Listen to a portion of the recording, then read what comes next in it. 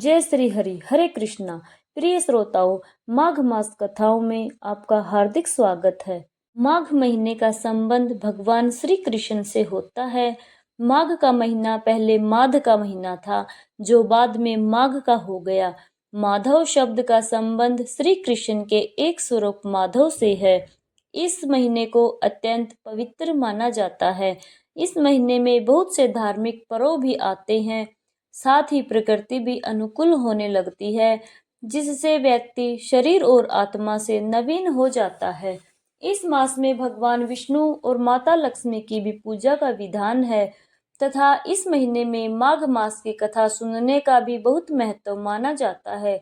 तो आज से आपको हमारे चैनल पर माघ महीने की कथा के अध्याय रोजाना सुबह सुनने को मिलेंगे। तो आइए आज सुनते हैं माघ महीने की कथा का पहला अध्याय।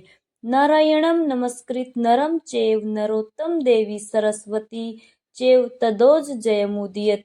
सारे संसार के कर्ता श्री भगवान विष्णु, देवी सरस्वती तथा श्री गुरु जी के चरण कमलों में नमस्कार करके मैं इस माघ मास महात्म्य की शुरुआत करती हूँ।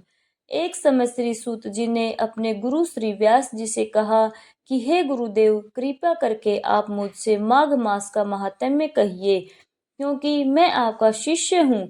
तब व्यास जी कहने लगे कि रघुवंश के राजा दिलीप एक समय यज्ञ के स्नान के पश्चात पैरों में जूते और सुंदर वस्त्र पहनकर, शिकार की सामग्री से युक्त कवच और शोभायमान आभूषण पहने हुए, अपने सिपाहियों से घिरे हुए जंगल में शिकार खेलने के लिए अपनी नगरी से बाहर निकले।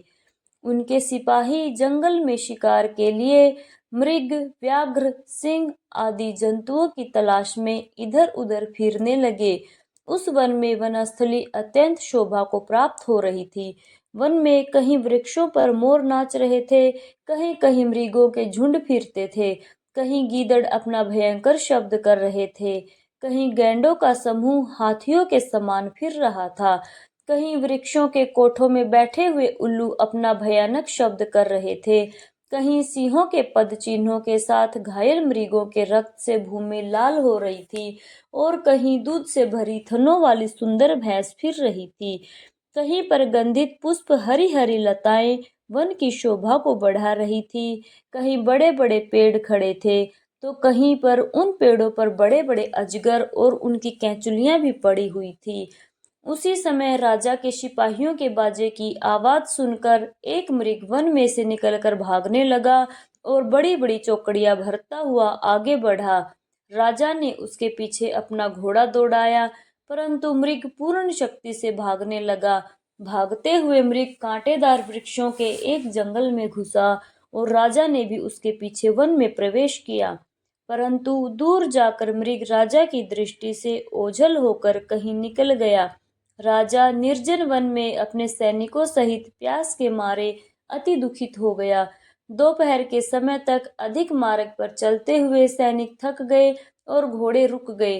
कुछ थोड़ी देर बाद राजा ने एक बड़ा भारी सुंदर सरोवर देखा, जिसके किनारे पर घने वृक्ष थे। इसका जल सज्जनों के हृदय के समान पवित्र था। सरोवर का जल लहरों से बड़ा सुंदर लगता था। जल में अनेक प्रकार के जल जंतु, मछलियां आदि स्वच्छंदता से इधर उधर फिर रही थी। दुष्टों के समान निर्दय चित्त वाले मगरमच्छ भी थे। किसी किसी जगह लोभी के घर के समान सीमाल भी पड़ी हुई थी।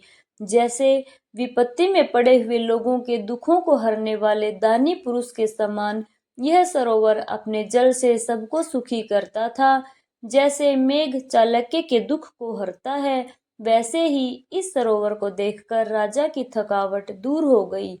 रात्रि को राजा ने वही विश्राम किया और सैनिक पहरा देने लगे और चारों तरफ फैल गए। रात के समय अंतिम समय में शुकरों के एक झुंड ने कर अंतिम समय में पानी पिया और कमल के झुंड के पास आया। तब शिकारियों ने सावधान होकर सूकरों पर आक्रमण किया और उनको मारकर पृथ्वी पर गिरा दिया। उस समय सब शिकारी कोलाहल करते हुए बड़ी प्रसन्नता के साथ राजा के पास गए और राजा प्रभात हुआ देखकर उनके साथ ही अपनी नगरी की तरफ चल पड़ा। तब उन्होंने रास्ते में एक तपस्वी को देखा, जिसका शरीर तपस्या और नियम के कारण बिल्कुल सूख गया था। जो मृगछाला और वल्कल पहने हुए था। राजा ने ऐसे घोर तपस्वी को देखकर बड़े आश्चर्य से उसको प्रणाम किया और हाथ जोड़कर खड़ा हो गया। तब तपस्वी ने राजा को कहा, हे राजन, इस पुण्य शुभ मार्ग में इस सरोवर को छोड़कर तुम यहाँ से क्यों जाने की इच्छा करते हो? तब राजा कहने लगा कि महात्मन, मैं तो माघ मास में स्नान के फल को कुछ भी नहीं जानता।